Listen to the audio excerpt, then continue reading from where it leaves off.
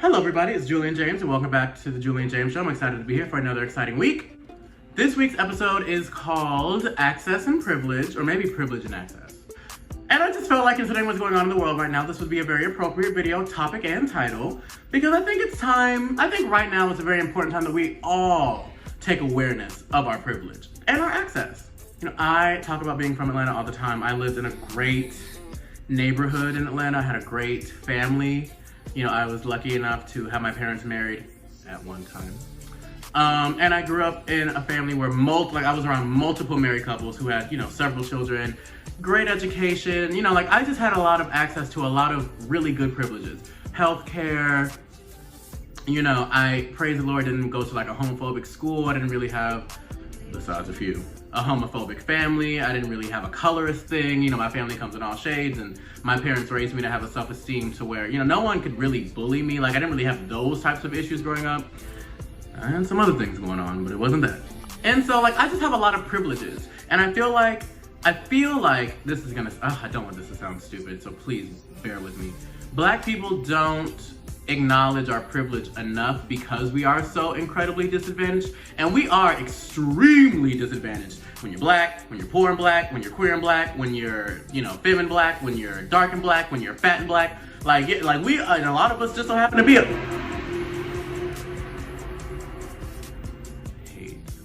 that I don't have a studio.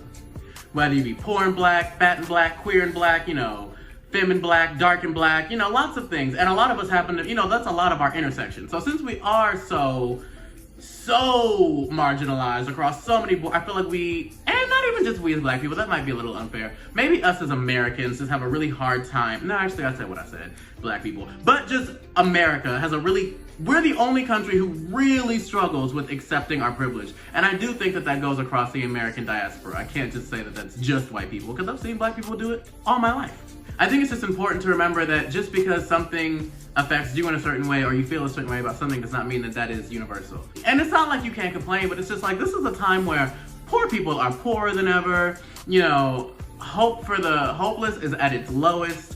And the problem with that is there's very low range of change. It is going to be a minute before any of the real problems that are going on right now are going to change. And, I just feel like we've reached a time with celebrity culture where it's just if you're still buying into that, you really aren't paying attention. The privilege and the access, you can't be privileged and humble. Not in 2020. If you're not actively using your privilege to help the disenfranchised or the marginalized, you're just a part of the problem.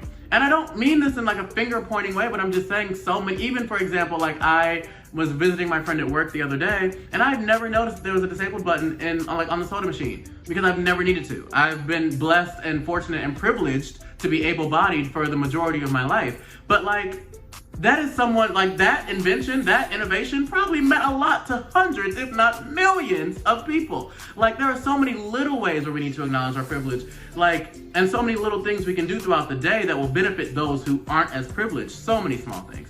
So, it's kind of short, but the shorter the better.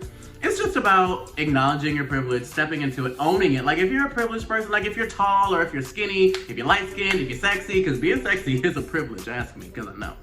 There are just so many things, acknowledge it, step in it, embrace it, and do something. Don't just, when someone calls out your privilege, don't take that moment to be oh, well, such and such has happened to me, and I've had such a hard life for XYZ reason. If someone is calling out your privilege, unless they are white, if they're white, ignore them, because what do you know, bitch?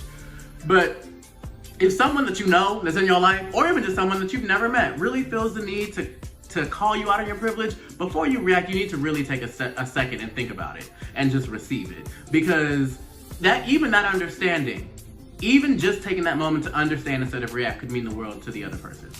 And that really is it. So, short video this week. Still not really into what happened last week.